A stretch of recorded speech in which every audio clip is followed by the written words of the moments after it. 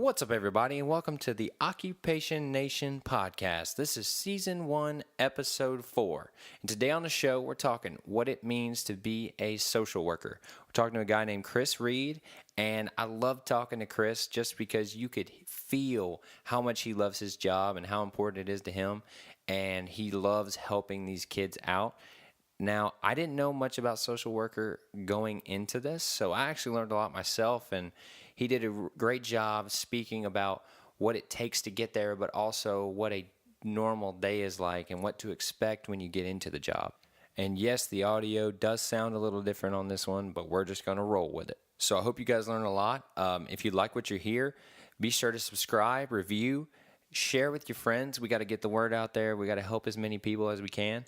So without further ado, let's get into it. So first thing I'll have you do is just tell me, what is your occupation? What's your title? I'm a social worker. My title currently is a life set specialist. Okay. So let's start from the beginning. When you were in high school, was this something you saw yourself doing? No, totally opposite. I didn't want to do anything that had to do with being in the service of people, because like my mom does that a lot, and she forced me to do it all the time. And you're like, I'm never doing anything related to this. So actually, I started out in college in engineering. Okay. And you're like, this sucks. Get me out of no, here. I was just one, I was being lazy because I was like, I'm tired of math. Oh, yeah. I've always been good at it. I just I don't want to do this no more. Yeah, I could see that. I feel you on that one. But I actually I was listening because I was getting good advice from some people, and it was always just follow your heart, do something you want to do, and I did several aptitude tests where I tested what I should do, and I got something different every time. One was a teacher, dude, that was me. Officer. That was me, man. That's why, that's where this all came from, because I had a big problem figuring out what I wanted to do. I had no idea. Because, I played baseball, so I was like, I'll do that. And then I was like, I ain't good enough. So I got to figure something else out. So that's how I kind of fell on the engineering. I did the same thing. I kind of took a test, and it just so happened to work out. Engineer popped up. I was like, what's this? So that's how I fell into it. So I feel you on that. Yeah, I also don't think I got good ones, because I've actually doing this job as a social worker and having teams I do now. I found this one that I think is really good, and it's actually a government site, and I've done it, and so I've got you go on and social worker. Oh, hey, well, dang, so it's good. So do you go online to find this? You just Google it? Yes. Okay, it's called. That's a big tool right there. It's on to the next move. Okay, that's a great name. 60 questions, and it's all interest related. Okay. And I need to throw that on everywhere, dude. That's a great name for a podcast. It is. Well, that's cool. So how did you get into this? Why did you choose to be a social worker? Okay, so I early on when I got into, I started engineering, and I realized I don't think this is quite what I want to do. I want to, I don't want to be totally detached from people, and I always wanted to help people in any kind of way or give advice in any kind of way that could benefit someone. So I went into psychology. Okay. And I was interested in that. I love psychology, and I love how it tells me why people do the things that they do, and it explained a lot of things for me, and so. But after my bachelor's in psychology. After that, it was right when the job market went to nothing, and also so the when housing was market. It was 2011. 2011, I gotcha. And what school did you go to? I went to Alabama A&M University. Okay, right next door. Right across from Yeah, that's it. I've been over there. It's a good time over there. So you went there for engineering. You did psychology. Ended up with psychology. Yes. So did you see social worker coming from that? No. Okay. Never ever even crossed my mind. Okay. So did you just know you were interested in psychology, and that's why you chose it? I knew I was. Yeah. Okay. I knew I was interested in psychology. I knew I wanted to be somewhat like a therapist. But I wasn't totally sure where I wanted to be or how I would go about doing so. Okay. And like I said, after I graduated, I wasn't able to find anything, and I ended up having a real going through a tough situation with my health. So I ended up having like kidney failure. Oh goodness. Um, That ain't no and, good. no, So this is all happening at the same time? this is right after I graduated. Oh my goodness. I graduated in July. Okay. I had to do like a summer class. Mm-hmm. I had to do like a summer class for my marketing because they made you get a minor. I a got minor you. with the Yeah. Psychology major. Mm-hmm. So I minored in marketing. So I was finishing up my marketing in summer school. Graduated in July, and February of the next year, I had kidney failure. Goodness, man. That sucks. And like going through that process, I kind of had to like advocate for myself, be my own social worker. Mm-hmm. And after I was out in Vegas at the time too. So Oh, I didn't know that. yeah, when I graduated, I got out of So here. you said I'm going to Vegas? Yeah. Dang. Okay. Okay. And, So were you living in Vegas? Yeah, I was living okay. there. I loved it too. Man. Oh man, I've never been. I want to go. It's real laid back. Like seriously, it's real family oriented now too. So it ain't all about gambling. So it was cool. So it's a good time. It was much more. It was more than I expected it to be. So, and at that time, like I said, it was like February of 2012 that happened, and I kind of had to be my own social worker. And then like I had to do like dialysis and stuff like that, and so I'm trying to understand like what exactly is kidney disease? What do your kidneys actually do? Because I mean, growing up, it was always a joke. I was like, "Hey, you got two. Don't worry about it." You know, Yeah, so, exactly. Yeah, you'll be all right. yeah. Just kidding. But so in the midst of trying to find out more information about what's going on with me, like my social worker at the time was just like handing me worksheets and stuff like. Like nobody was really able to like tell me or educate me on what was like really going on. So months later, after going through that and getting acquainted and getting used to dealing with this disease, I was like, it hit me. It's like, yo, nobody should have to like do what I did, because it was you want to be rough that time. Yeah, You want to be that helper, that guiding light. Okay. I want to be that for somebody. Was that like your else. epiphany? You're like, all right, I want to help people. I want someone to not have to go what you went through. Exactly. Okay. So Exactly. did you think social working was that path, or did you just say, I want to do this, what can I do to kind of reverse engineer that job? Yeah, at that time, I was thinking like, okay, so what position do I need to be in to impact? Gotcha. And that's how social worker came up. Okay. That's a really interesting story, man. How did you end up in Vegas not being a social worker to here being a social worker? Like, what was your next step after you're like, okay, this sounds interesting to me? From Vegas? Yes. I actually, when I went to Vegas, I didn't know what I wanted to do. Oh, okay. But I knew that, okay, I have a minor in marketing and I have a bachelor's in psychology. I didn't know where I wanted to go with that. I really just was like, yo, I'm ready to get out of Alabama. Oh, I understand. Are you from Alabama? Yes. Okay. Yes. I'm from. So you said, I'm out. Yes, I was tired of it. I'm I need gone. something different. All right, cool. Hey, Vegas seems like a good spot to get away, man. It was. What are you able to use what you've done in college with psychology and all that? Absolutely. Is that a huge part of your job? Absolutely. Okay. So let's get into what it is that you do now that you are a social worker. So honestly, I don't know much. I know my mom works for you guys, but I don't know much at all. I don't honestly know much. So I'm gonna go into this. I'm gonna be the listener. So you start your day. You go in on a Monday. Where does your week take you? The first thing I do on a Monday is right now I'm scheduled with my supervisor to do an individual every Monday. Okay. So that's first thing that I do on my day, on a Monday, is go in and talk to her, discuss my cases, discuss whatever stuff I want to discuss with her. And you're talking to your boss? Okay. My direct supervisor. Okay. And from there, I got to check to see what my schedule is looking like. Make sure I have everybody scheduled. I need to have scheduled for their week, and I kind of plan out times to for documentation, my travel time. So it's a lot of time management, big deal of that. Management. It's almost like being a social worker is real close to being an entrepreneur. I mean, it sounds like, because you're doing your own thing. You have to meet your own goals. Yeah. There's nobody holding your hand. It sounds like. I mean, it sounds like you got to tell someone what you're doing, but after that, it's like, all right, go do it. Yeah. Okay. So you've met with your supervisor and your week's planned out.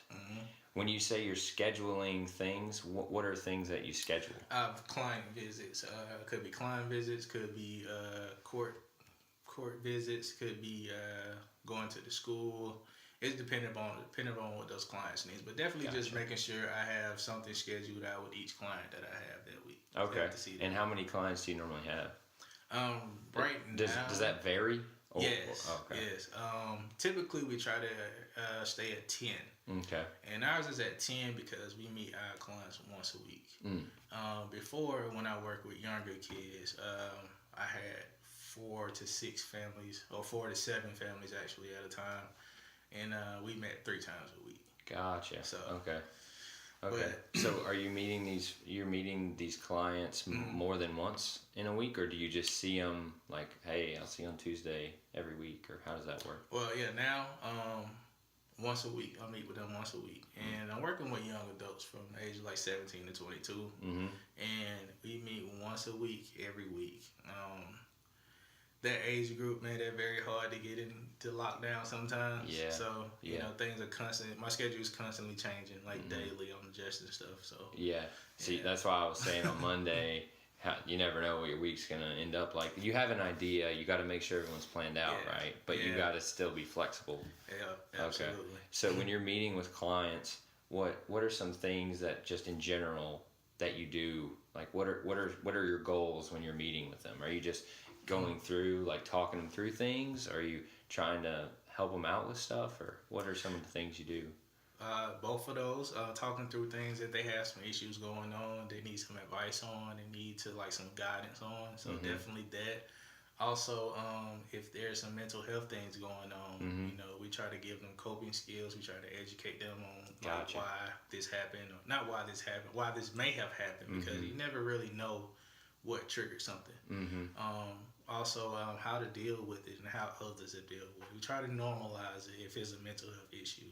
And currently with the group I am working with right now, it's a lot of independent skills training. So, you know, it's things, talk about those things like money management, like opening a bank account, building your credit, establishing credit, why credit is important, you know, looking for an apartment, what to expect when you do look for one, what you need to have. So you're almost like a big brother to these people. Yeah, it's more of a mentor position. Yeah, mentor. That's probably a better way. So you literally are just helping them as much as you can in any way possible. Yes. Okay. Yes. Whatever comes about. There are certain things that we try to make sure we touch on with the business I have. Right. Things like housing and money management and job skills. Like the pillars. Like that. Those are some things that we try to make sure we touch on, but they guide what they want to do. Gotcha. So it's not me going there and telling them, hey, you got to do this. But, you know, they guide the conversation. They guide what we're working on. Okay. Yeah. Okay. That's awesome. So you've got to be pretty well adept to speaking, communicating. If I'm going to be a social worker, you gotta want to help people. Is that the number one? Absolutely. If this is not in your heart to do, you will burn out. You'll be really fast. I'm over this. Yeah, really fast. And that's happened to some. I was gonna ask you that. Have you seen that happen with people? I've seen that happen with some people that I've worked with. I've also seen it when I was interning. You know, and a lot of people warned me about it as like I was in college. A lot of professors warned all of us, you know, make sure talk about burnout and stuff. And like make sure you really do like what you're doing, because you're gonna be doing this a lot. Yes, yes. And at the end of the day, man, you have a huge impact on people's lives. Yeah. So you have to have this in your heart to do. Mm-hmm. Yeah. So have you ever felt that burnout yourself? Have you ever felt like, oh man, I am tired of this? Have you ever felt that yourself? I've gotten frustrated, but no, not burnout. Mm-hmm. Which there is a difference. Yeah. I will say that. I mean, there's a difference in being frustrated and being like, I'm done. There's a big difference. So, because hopefully I never get to that point because I really love like what I do. If I ever get to that point, hopefully I have the right people around me to make me aware if I'm not aware. Mm-hmm. You know, because if I'm at that point, then I'm no good to anybody I'm serving at the time. Right, so. And then you're helping people. You're speaking with these kids. Mm-hmm. You can't be just like, I hate this. Exactly. You ain't gonna be helping nobody. Nobody. Like so, I'm no good to nobody in that place. Like, in that mindset. Exactly.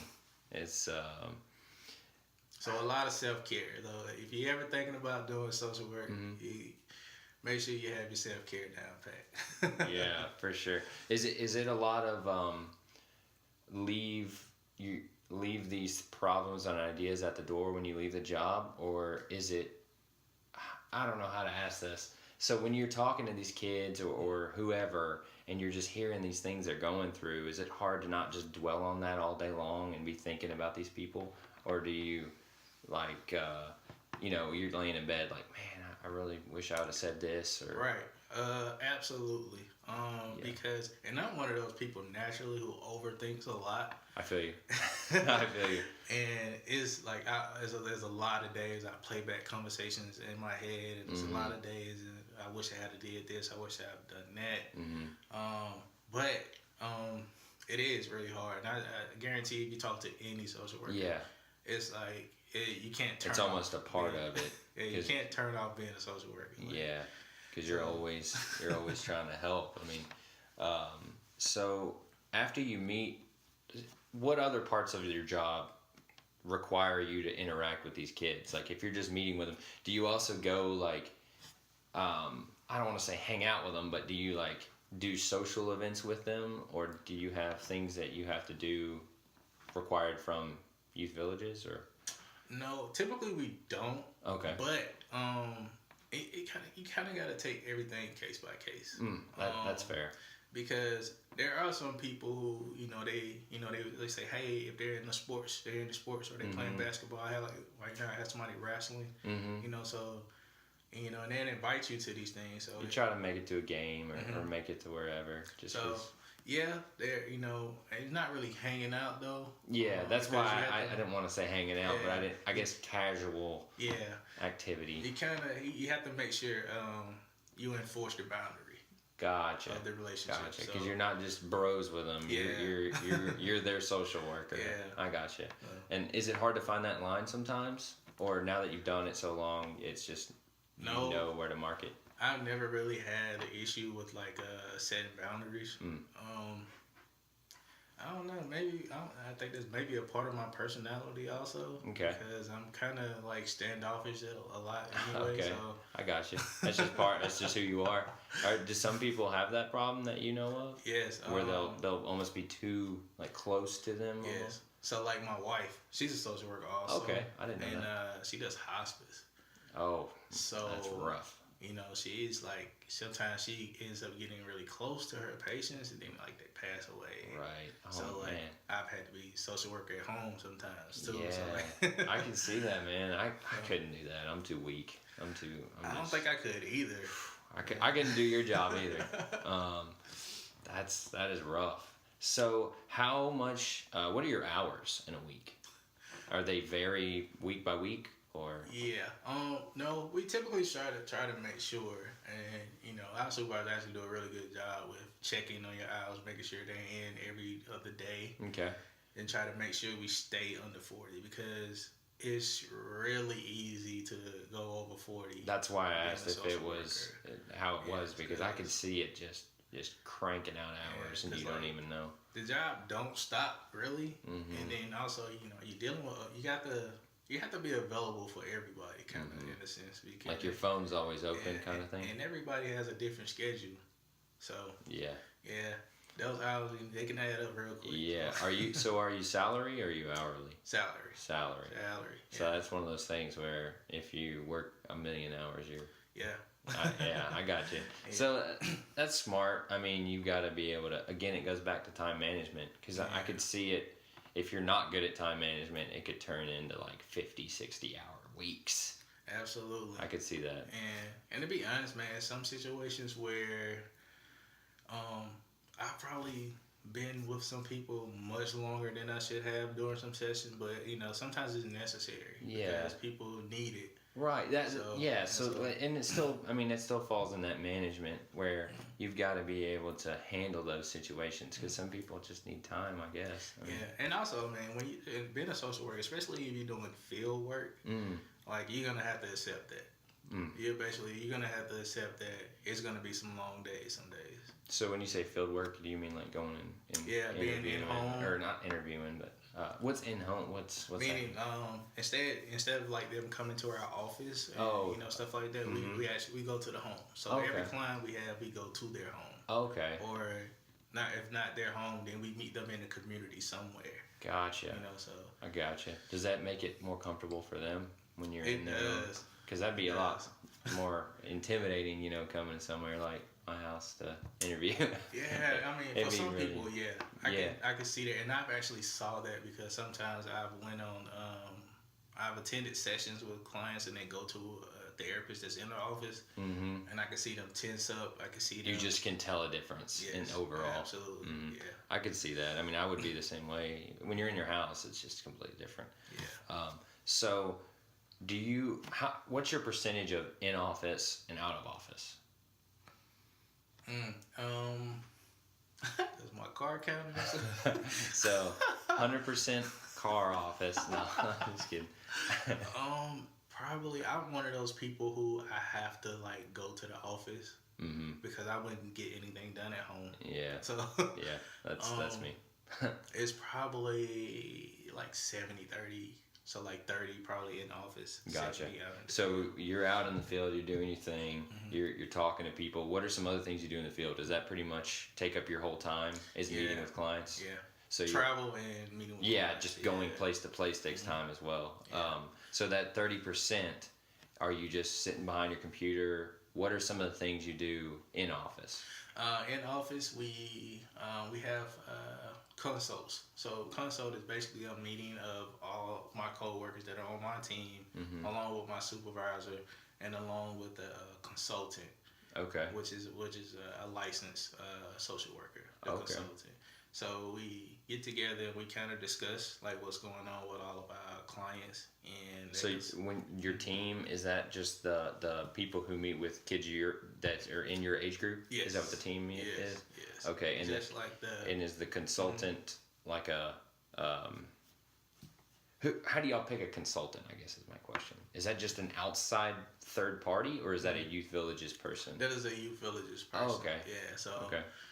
And the good thing about that is that they're not outside is that like that consultant has probably been in your shoes. Gotcha. And they can relate to what's going on. So they're almost social working the social workers? Pretty much, yep. Oh, man. Yeah. So you're just trying to get as much in your arsenal to use when you're out there. Yes. That's why you're meeting with your peers and talking to them and stuff. Absolutely. I gotcha. And how much do you have to do that? Do you have to do that weekly? Yes, weekly. That's a weekly meeting that we have. Okay. So when you're other than that, what are some of is there a lot of paperwork you have to do? Tons. Yeah. Even the kids get tired of paperwork. Yeah. I asked because I figured there had to be a lot. Yeah. Had to be a lot of that. Yeah. So we have like daily documentation. Anytime we meet with somebody, we have to document it. Anytime we call somebody, we need to document it. Gotcha. And also we have like monthly things we have to do. So like assessments we may do, we just update them monthly. Also have surveys we have to do to make sure we're doing what we're supposed to do. So yeah, there's a lot of paperwork. So you just got to keep up with all that. Yeah, and also like treatment plans and documentation plans. Also, not documentation, discharge plans. I'm sorry. Yeah, so it's a bit. So when you say a treatment plan, do you come up with that yourself? Me and also the client. Oh, okay. because, like I said, they got it. Yeah. So Yeah. if I say, hey, your plan's about to end, what do you want to work on next? And they may say like, you know what, I'm really thinking about looking for housing. So I want to, work on that. And then I'm going to go in and put in a plan for that and some guidelines to saying how we're going to get to that goal. What are we going to do to get to that goal? So that's where you step in. After they tell you what they want to do, you figure out how we're going to get there. Yep. Okay. Yep. Okay, and that's how all the clients work when you meet with them? Yes. Okay. And so how do these clients, how do they get on your radar? Like, do you get them? Yeah. A lot were referral. Okay. A lot of them are referrals from DCS. Sometimes they're referred from the schools. Sometimes they're referred by friends. Like I actually have a client now telling his friend, "Hey, you need to get with Chris in this program because it's a good thing." Okay. So pretty much anywhere. Sometimes just people in the community that know people, and they may say, "Hey, I think this person would benefit from your services." And how do you decide whether that tip is good? Like, so we have to assess. Okay. We have an initial assessment that we do. We go out and do face to face. I like to do the initial assessment and also the risk assessment. The risk assessment is going to ask you a bunch of questions around like kind of like what they've been into. So if it's drugs or gangs or if they're like verbally aggressive or physically aggressive, it asks all of those questions. So we do I do both of those assessment. I kind of determine if I think this person is a good fit. Then if they're a good fit, I talk to my supervisor about it. She talked to her supervisor and the consultants about it. And we all come to a collective decision to determine if that person is eligible for the services. okay. Yeah. Okay. And let me say that because the program I'm working right now is voluntary, and also they don't accept like extreme cases. Oh, okay. Whereas like other program, like a program I worked in before, they accept all cases. So, but I understand that because when you're working with older kids, it's a lot more, There's a lot more risk in it. A lot more risk that can, a lot more things they can be involved in. And, when we accept the client, we're kind of responsible for them in a way. Yeah, I can see that. I definitely understand. Even if you aren't directly, you still feel like you are. Absolutely. Yeah. Absolutely. I want to talk about how you got your job. Like, how did you end up at Youth Villages doing what you do now? Where did you? I never got to how you got into it. Like, where was your first job, and how did you get your first social working job? Well, my first was an intern. Okay. When you go to grad school for social work, you're required. Well, I think no, undergrad and grad. If you go to undergrad for social work, you have to intern as well. Gotcha. In the grad school, you have to intern somewhere for. I think I intern for 900 hours. Okay. Before you finish your degree. Okay. So I interned for your graduate school. Yes. And where'd you go to graduate school? Same, Alabama A&M University. Okay. Did you go online for that, or did you actually do it there? Yeah, I went there. Okay. I'm not. I don't think I'm disciplined enough to do online. Hey, that's good. You know that at least. So that's cool. That the reason I asked you that is I've seen a lot where it is online. So you were actually the first person I've talked to that actually went there for their master's. Yeah. So when you went to get your master's, you hadn't done any social working like as a job yet? No. You were just like, all right, this is it. I'm gonna do this, get my master's. Do you have to have your master's to be a social worker? No, you can get you can work as a bachelor's. Okay. But in order to move up and kind of climb the ladder, you're gonna have to get your master's, and I gotcha. From there, you're gonna have to get your licenses and stuff. So. Oh, okay. So do you have to have your master's to get the licenses and whatnot? Yes. Gotcha. But no, I'm sorry. Okay. You can become a licensed bachelor social worker. Okay. But you're gonna hit a ceiling if you want to go up. Yeah. That's the better way to put it. Is you don't want to get capped. Yeah. See, that's why you get your master's. Then you can really move up. Yeah. So when you started this, you got your master's. You were interning while getting your master's. Yes. Okay. Yes. In Alabama. Yes. Gotcha. I interned with a company called Thrive Alabama. Oh, okay. And it's Okay. a HIV and AIDS clinic. Oh, wow. In Huntsville. Oh, okay. And I worked as a housing case management intern. Okay. So, which I love that position also. Really? Yeah, I loved it. Okay. And how's that different than what you're doing now? Like, did you just deal with other things? Is that Yes. kind of the thing? So, You're still meeting with clients, talking to people? still meeting with clients. Not really any therapy though. Okay. Bunch of like a lot of gathering resources and finding housing for people and filling out applications, determining if they qualify for resources that are out there for them. Okay. So after you ended up there, then you went to Youth Villages? Yes, after graduating, yeah. Gotcha. I applied for. I actually was Youth Villages, and I don't know if you ever heard of Wellstone, but Wellstone. I think I have actually. Yeah. So I was kind of like juggling between the two, and then I ended up going with Youth Villages. Okay. Yeah. Was that a good decision? Yes, it was. Yes. Oh, that's good. That's good. So, when you say moving up the ranks, what is that path in social working? So, pretty much, unless you, some people, well, you have the option to, when you get your master's, immediately go get your license. Mm-hmm. And even in some states, you can get your license, like while you're getting your master's. Gotcha. But, for us in Tennessee and Alabama, we have to get a master's first and then a license, which I think makes sense. Yeah. And also, there's a licensed master social worker and there's a licensed clinical social worker. Okay. And you would have to get your LMS in most states first, then get your LC. But some places allow you to go straight to the LC. Okay. So it's just depending on where you are. Yeah. What the different path is. Mm-hmm. So when you, I guess, what is your end game? Like where do you want to end up? What is your occupation that you want to be doing? That when you do that, you're gonna be like, all right, I'm here. So like I was saying before, I became a social worker because I wanted to help those facing like chronically ill diseases. Mm-hmm. And so that's still my goal to get to that, to basically be a medical social worker. Okay. But I haven't gotten my license yet, so that's one thing I'm working on.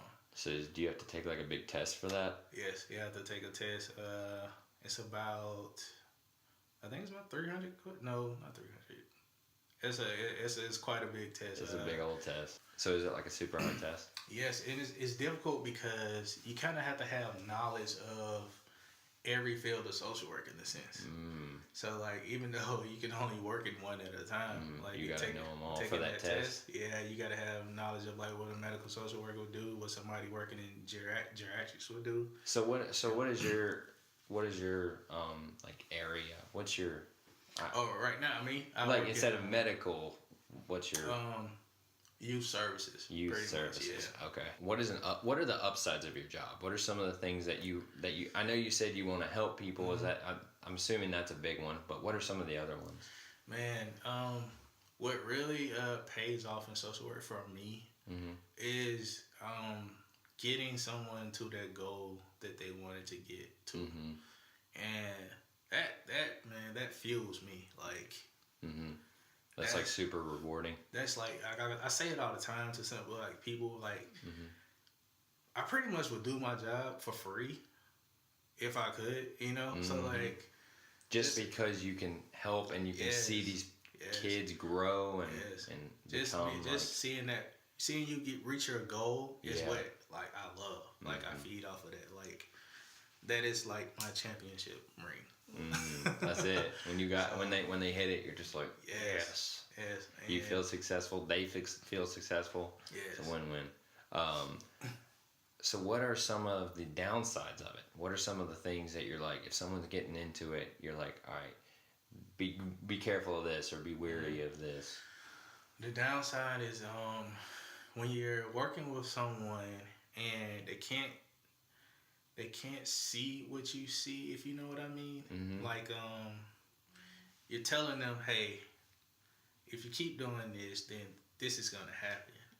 And they're just like, nah, I'll be okay, and I'm good, and they're just, you know, as a teenager, which is expected. You know, as a like, teenager, you have that. Who are you? arrogance. Like, exactly. like, you can't tell me what to do. And, you know, they just assume that I just came out of a box or something, and I didn't have a life. yeah. Like you don't know. Right. Yeah. I got you. And you're like, no. That's the thing that kind of gets you down when you can't get to them to understand, like, hey, you need to change some things. You know. So. And that's super hard. Yeah. Yeah. I can see that. What are some of the other things that if someone's asking you, hey, what are some fun things, or what can I expect? What would be a short answer that you'd tell someone? Definitely make sure your heart's in it. Regardless of what field you go into, it will be rewarding. You're not gonna get rich. Not gonna get rich. Hey. Okay. But you can make a decent salary. Yeah, and you're doing more than just money at this point. I mean, you're directly affecting people's lives in a positive way. So that's And I like to say, like, you're not gonna get rich part because a lot of people or a lot of kids' assumption is once you get out of college, it's jackpot. You know, and that's not the case. I'd say it's very rarely that case, man. Yeah. Well, I mean, there's this idea of, you know, if you go to school, you're going to be making so much money. Yes. It's like, you still got a budget. You still got, I mean, it don't matter. You can't just go crazy. Exactly. I feel that, man. What are you going to start out at? What are you going to, like, what are the possibilities? Because I don't know. You can expect to start out anywhere from around, let me say about 35,000. Okay. I mean, you're gonna or the masters definitely. Bachelors, it could be a little less. It could be anywhere from like 29 to 35. Okay. In some cases, but masters you can expect to start off anywhere from 35 to 40. I would say. Okay. But you can go. I've seen social work jobs making 6 figures. Oh man. So like I said, you just that's gonna come with time. Like with any position, it's gonna come with time. It's gonna come with those credentials as well. Right, so. Experience, credentials, and being just a good person probably helps. Absolutely. So if I am trying to find, like, so I've got my social working degree. What is my next step? Like, do I go online to find jobs? Do I go? I mean, like just Indeed and. Indeed is a very good site, but also I would advise you to, if you know a company that you like, or if you know what type of social work you want to get into, research those companies. When you're interning, if you have the option to do more than one field, do that. Okay, that's a great point. Then you can really get your hands on everything. You can get more than one experience. Yeah. So as an intern, were you a paid intern? No. Okay, so you're just going and it's almost part of schooling. Yes. I mean, but some people did get paid interns. Some people got some stipends for some. So it just depends on where you go, but and you said how many hours for interning? 900. Yeah. So what does that go into? Is that like it's 6 spread months across I don't know, a year? A year. Okay. Yeah. So what would you say that are the qualities of someone who's going to be successful in this job? Who are going to like the job? Is it? You have to be someone who enjoys working with people. You're gonna have to be someone who's patient. Okay. You're gonna have to have a calmness about yourself. Okay. And you're gonna have to be a good problem solver and someone who's quick on their feet. So. Okay. And so where did you learn all of these ways of handling like kids or people and their problems? Do you do research on your own or do you learn that in school or? School a lot. Okay. Like I said, that's where that psychology comes into play. Yeah. Is that a common major for social workers? Is psychology? Actually, I've run into a lot of people who started out in psychology and moved on to social work, and also people who have their masters in psychology who are doing social work. Okay. So they're very closely related. Okay. Which is, if you do social work, then you got to study some psychology anyway. because social workers have to have an understanding of how their mind works and how they kind of recognize those mental illnesses and stuff like that. They're gonna know how to recognize those symptoms and signs. Also, back to like what you were saying before, another quality would be persistence. Okay. Because, well, this is just a quality of life, actually. Yeah, you're gonna, especially being in college, you're gonna learn. You're gonna need to learn how to be persistent to not wait for people to do things for you. You're gonna have to learn that quality. Yeah, that's super important. Just like you said, in general. Yeah. I mean, because you're gonna struggle at some point. You're gonna be like, I don't know if I can do this. At least that's how I was. Yes. Like my third year of college, I was like, I don't know if this is it, man. I think that's everybody's like, yo, I'm about to drop out. Yeah, I was like, I am gonna go crazy if I stay here. I mean, I was just like, all right, I've done too much now to end. But man, I was just like, this is rough. And one other thing is when you're in grad school, like it's not just you.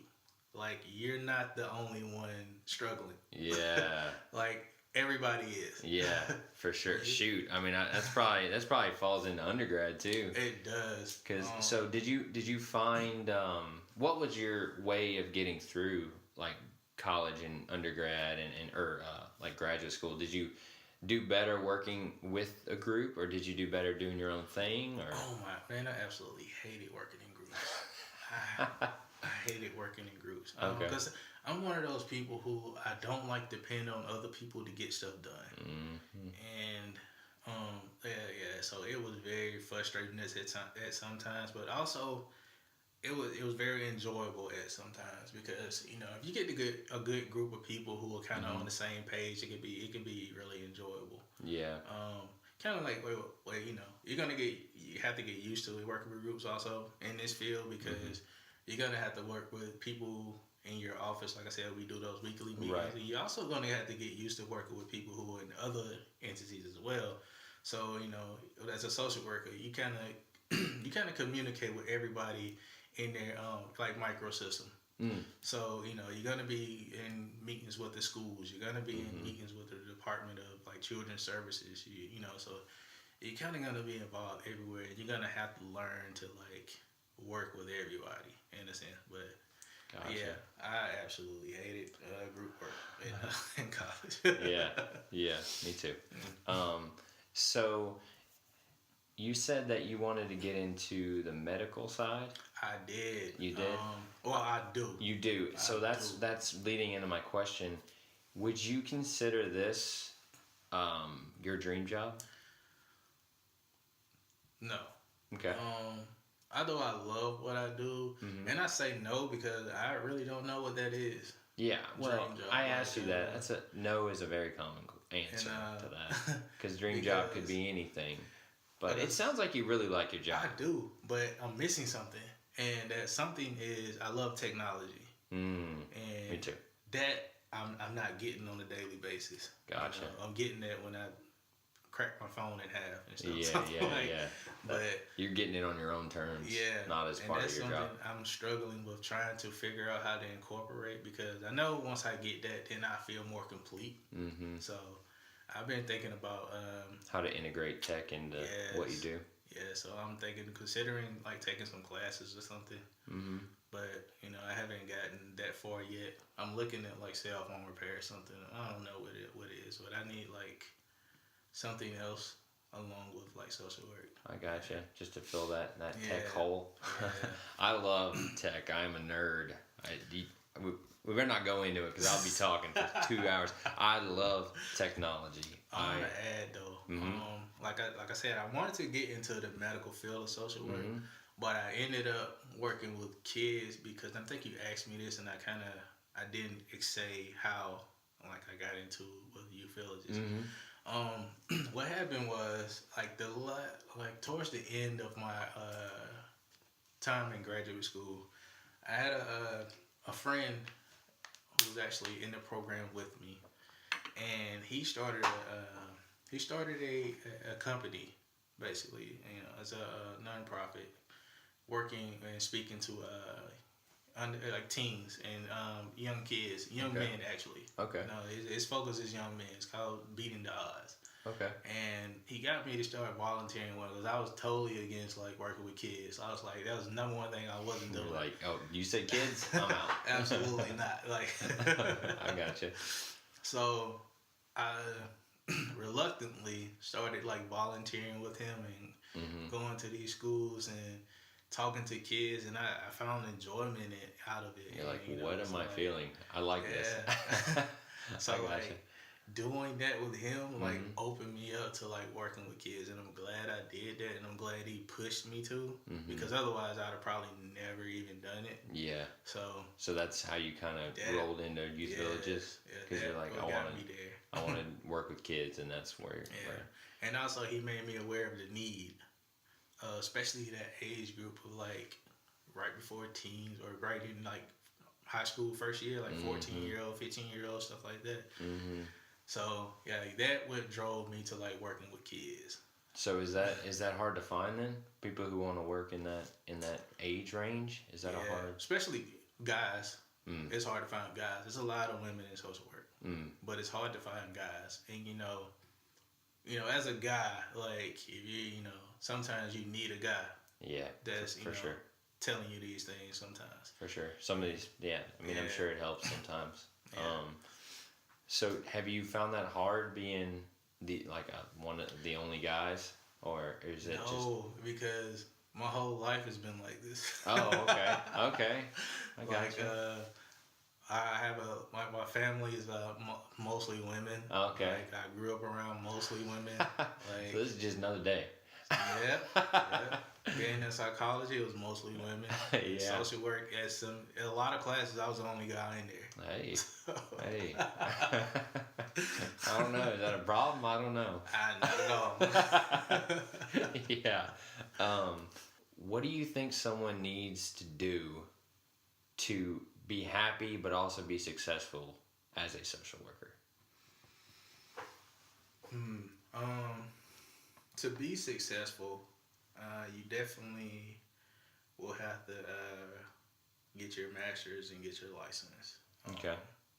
Unless you like did a PIP, which is you kind of get your own practice or something like that. That's one way to like not have to go through the other things. But to be successful, you're absolutely going to have to do that, get your master's, get your license, and also to be happy.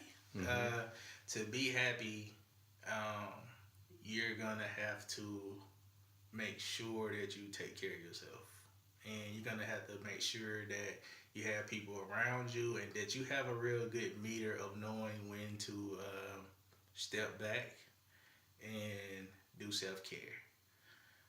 Also, you're gonna have to have somebody to, I don't want to say vent, but just to talk to. Yes, like therapists need therapists too. Yeah. Basically. Yeah. Same advice you're giving your clients, take it yourself. So don't shy away from doing therapy. Or if you just have someone that you can go to that's really good at listening and giving you feedback, honest feedback, that'll be really good. So absolutely make sure you take care of yourself though. Okay. Because you'll get lost. Yeah, well, you're getting a lot of stuff thrown at you every day. I mean, you're dealing with your problems, but other people's problems, and you're trying to help them get through. And you're trying to get through.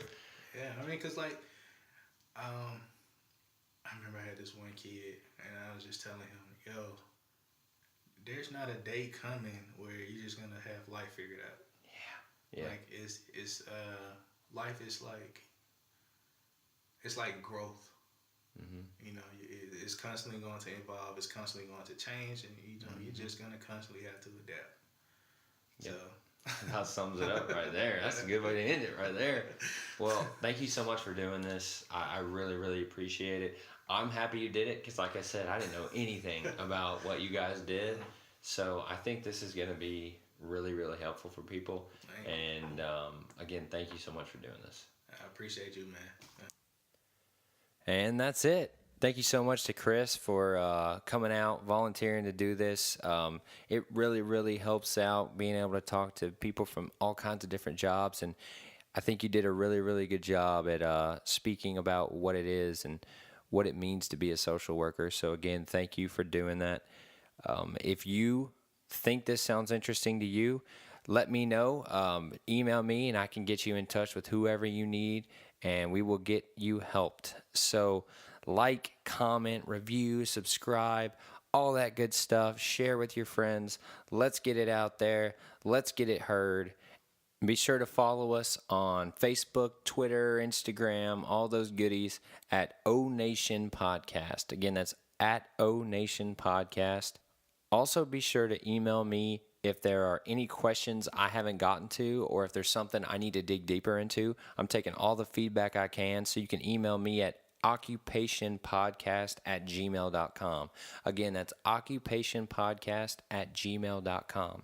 So, at the end of the day, maybe, just maybe, social worker is the occupation that you've been looking for. Thanks, and we'll see you on the next one.